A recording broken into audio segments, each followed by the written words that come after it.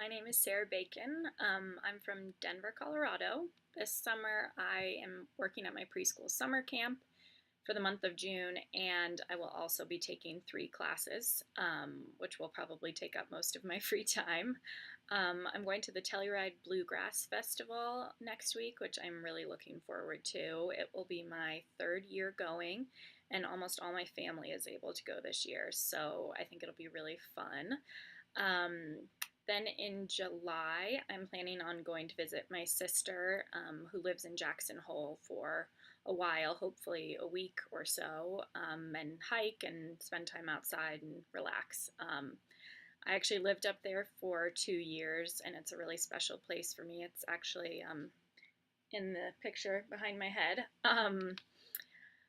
Then, other than that, I'm planning on going up to the mountains a lot and trying to get some hiking in.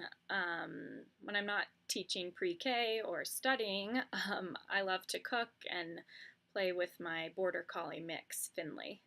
Um, the central issue of developmental science that resonates most with me is the issue of sources of development.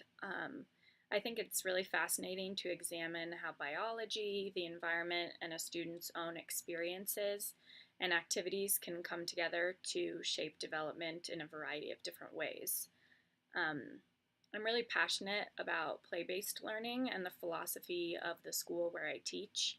Um, I feel that play-based learning is the absolute best way that a child can learn. And as a result of this belief, I often think about how this type of an education will contribute to a child's development and how it will interact with the family's belief and home life.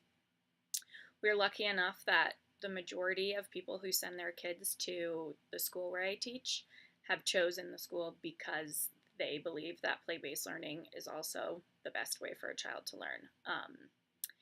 But as educators, we play a really big role in the nurture part of a child's development, especially as a teacher of full-time, 5-day-a-week students.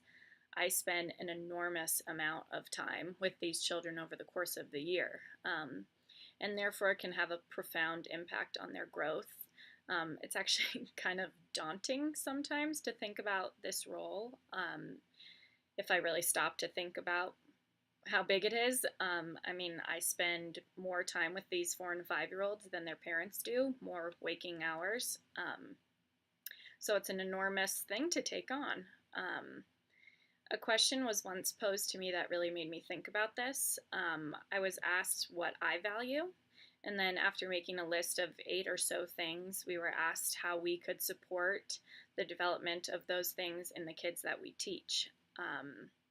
This, to me, is the nurture side of the sources of development, to think about what is the environment like in my classroom, what am I working to cultivate in my students, how will this classroom environment shape who they are, how they feel about themselves, how they treat others, and, a huge one, which is how they feel about learning. And then nature, of course, refers to the child's actual biological makeup, but I find it really interesting to think about how these forces interact with one another to shape a child.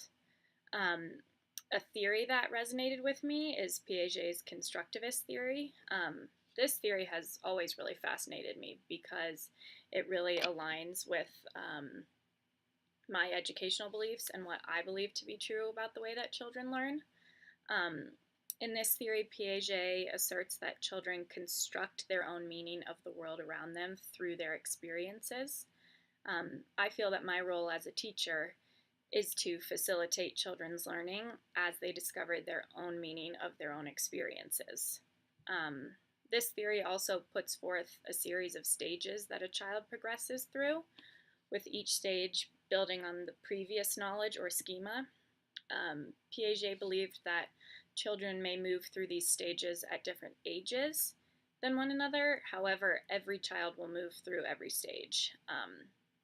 Lastly, Piaget believed that variations in the environment could either accelerate or decelerate the development.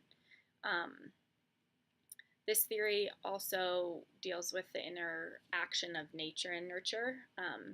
Nature being a child's natural curiosity and their innate desire to explore, think, and learn, and nurture being the environment that surrounds them. Naturally, a child will work to master their environment, and as they do, they build new schema and develop cognitively. I'm really looking forward to learning more about this theory as well as some of the other theories throughout this class.